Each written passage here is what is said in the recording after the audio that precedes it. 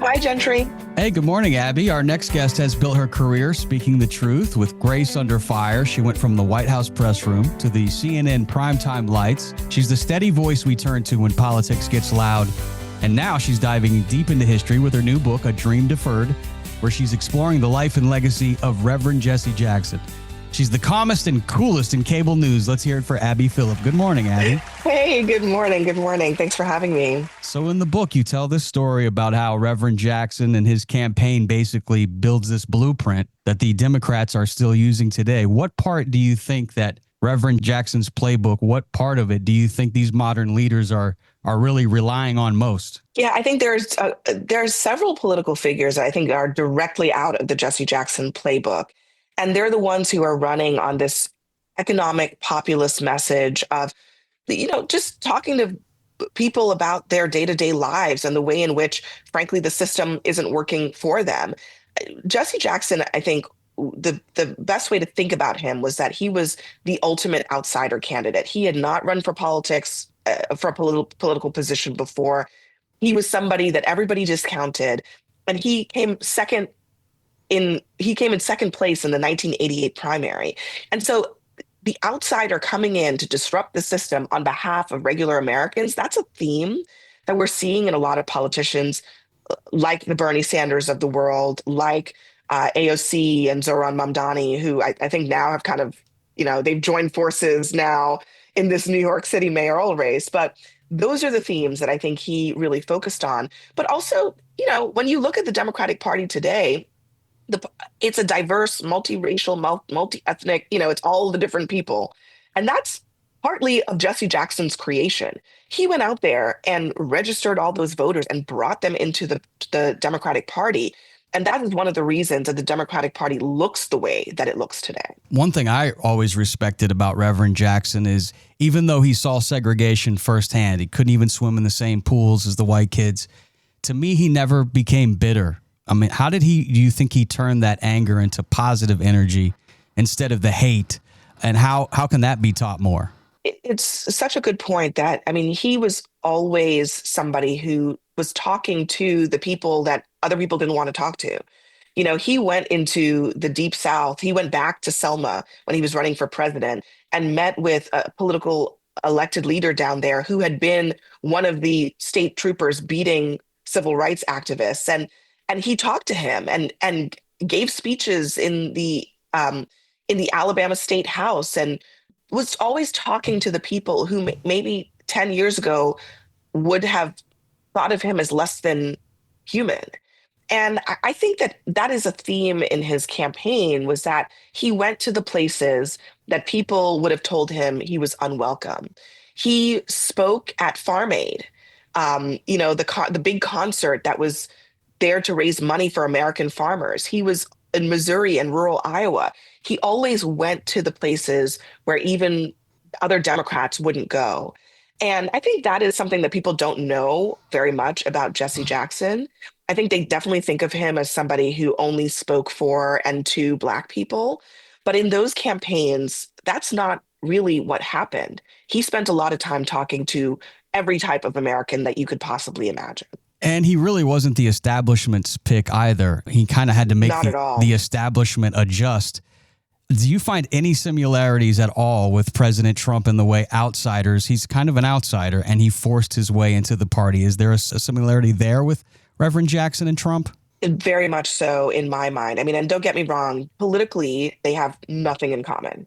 But in terms of who they were, their celebrity factor, their use of the media, and the fact that they tried to burst into the system from the outside without virtually any establishment support. That's essentially what Jesse Jackson tried to do. And he failed for a number of reasons. I think one of which was the fact that he was a Black man in the 80s. But he tried to do first what Donald Trump did in 2016.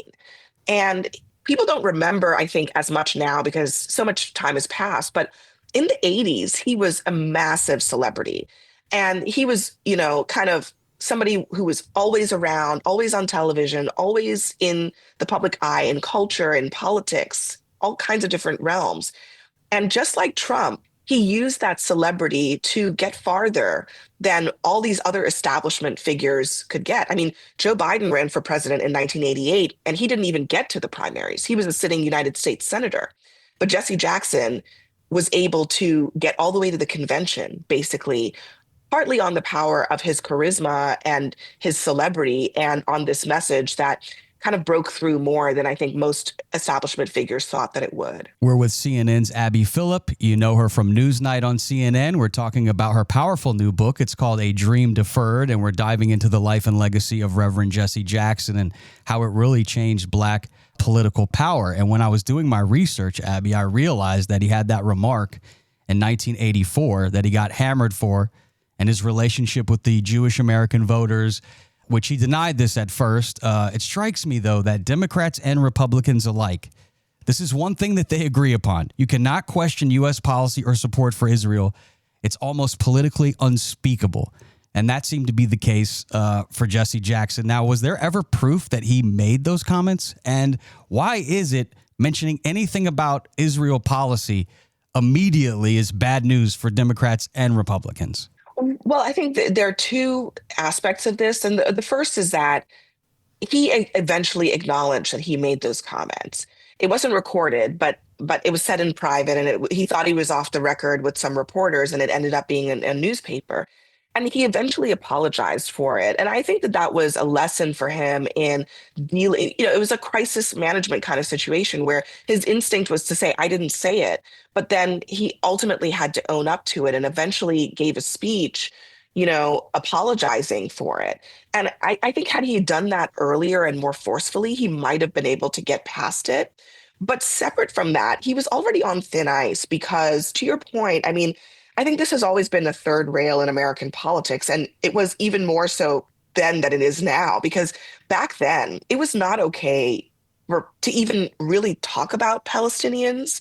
I mean, the US government policy was not to even speak to the Palestinian leaders at the time who were considered terrorists. And because of that, when Jesse Jackson said that we should be seeking a two-state solution, back in the 80s, that was not a thing. And it wasn't until later in the 90s and beyond that it became part of US policy. But you just have to remember that that was a different time. And he was a little ahead of his time in that respect. And it did not help him when he was trying to get past this crisis that he faced in terms of the Hymietown remarks. The other thing, though, is that by speaking to this issue, he brought Arab Americans into the political process in a way that they had not been brought into the process before. And that's a legacy that I think still sticks with that community, that so many other politicians didn't want to hear anything from them, even though they were Americans. And Jesse Jackson said to them, you're part of this system too. We want your vote. And I think they remember that very fondly. And I think it's a lasting legacy of his. Well, I'd like to congratulate you on the success of Newsnight. You've already brought new energy to that show. And CNN, to be honest, is very lucky to have you because I've seen the growth over the last couple of years. And it's clear you're building something special at 10 o'clock on CNN with Newsnight. So if you haven't watched it, whether you're Republican or Democrat, this is one thing I appreciate about you is you're giving a voice to all sides. You're the calm, collected voice when it gets heated in the middle. And I think America is craving that right now and hearing a real debate. How important is that to you, that both sides get this fair voice on your show? It is very important. I mean, I think that is what we try to do every night. And I know that in this day and age, a lot of people don't really care for debate. They just don't want to hear it. But I am making the case, and we are making the case on Newsnight, that it is worth knowing what other people think, that we are living in this country together, and we should be talking to each other, not past each other. And we don't always, I mean, honestly, we don't most of the time end with people holding hands and singing Kumbaya. But at least for the first time, for 1 hour at night, people really hear what it sounds like when ideas are challenged, when you hear the other side to a point of view. And I think that is so important for our democracy. And I'm really grateful that we get to do it. And I think that At the end of the day, it might not be for everyone. Maybe you need to, take a break from the back and forth of politics. That's okay. But I also think that just remember that one of the things that makes us a democracy is that we can debate. We're free to do it. And we have to insist on that because that's the future of keeping this democracy alive. When we don't talk to each other, we get more further and further apart, and we can't convince each other anymore to come over to our side on certain issues, even if we don't agree on everything. So that's what we do, and I really enjoy it. It's also fun. I mean, it's an interesting show. You never really know what's going to be said, and I think people who come on the show get very surprised by the range of points of view that we have because it's not just Democrat and Republican. We have people who are everything in between, and that makes it really interesting and kind of dynamic. Well, you have a lot of courage, and I hope that you have good security on set because people do get fired up about this stuff. So we're talking with Abby Phillip.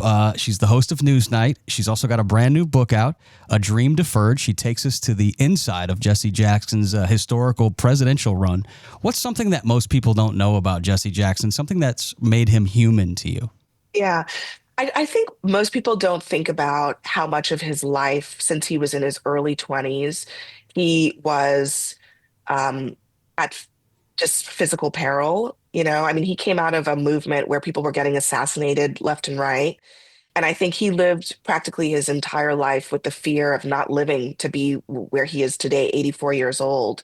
And that is such a strange thing to think about, but he has lived this long. And I think that's one of the reasons that it was important to kind of take another look at him and his legacy because so many others of his generation didn't get to live to be 84.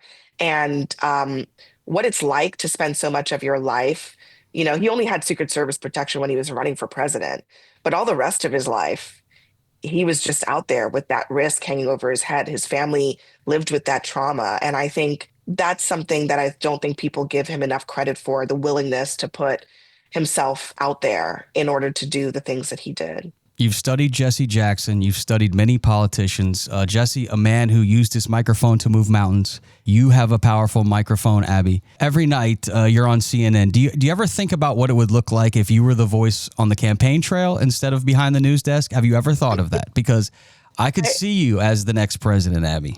No, I can just tell you that is not my ministry. I do not truly. I mean, came into journalism because I think politicians need people to hold them accountable. I think there are other people who want to do that, but my job is to actually speak for regular people who are kind of just wondering why is everything so screwed up? And why are these people lying so much? And why, and it's like basic stuff like that. And sometimes we have to channel that for them because they can't be in the room to ask the question. And I think that's a really important responsibility. It is, in a way, just as important as being a political figure. It's a different part of the political system. And I've always known that this is the part that I would prefer to be a part of. I'll save the politics for other people, but I chose to be more of a voice for people rather than being, in politics itself. And I'm really grateful for the job that I have, and I love it. You'll get less gray hair because of it, so that's probably I don't know, or maybe more. I mean, maybe we'll see. More, yeah, honestly, especially in your position on Newsnight, it gets. But these hey, last 10 years have been rough. So when you're not chasing headlines, Abby, what people I know, they see you on television, you talk a lot of politics, but I don't know if people really know what are you into. What is your ideal like lazy Sunday for Abby Phillip? Yeah, I'm really into baking and cooking, and I love to entertain. I love just sort of, in a way, actually, maybe this is why I love my show that I do right now, because it feels a little bit like a dinner party. I love a good dinner party with like 6 or 7 people. And I think that I also, I mean, I'm always in the kitchen because I feel like food is a way to sort of make bring people together, make them feel at home, just kind of to share part of yourself with other people. And it brings me joy. It takes me away from the day-to-day grind of politics and the news. And I bake a lot of sourdough bread when I have the chance. So anytime I have a free day, that's what I'm doing usually. Well, let's make sure that there's no food fights in the studio there at CNN. Keep the food Well, we're fights. at the Food Network on Friday nights, so we break bread together on Friday nights after all the debates happen. Well, thanks for breaking bread with me, Abby. I'm a huge fan. I watch you most every night on Newsnight on CNN, and I'm definitely getting inside this new book called A Dream Deferred that takes us deep inside Jesse Jackson's historical run in the 80s and his presidential campaigns and that movement that really shaped American politics. So great job by you. So much heart, so much faith and perspective on today's show. And God bless you, Abby. We'll keep watching you on television. Thank you. Thank you so much, Gentry. Nice talking to you.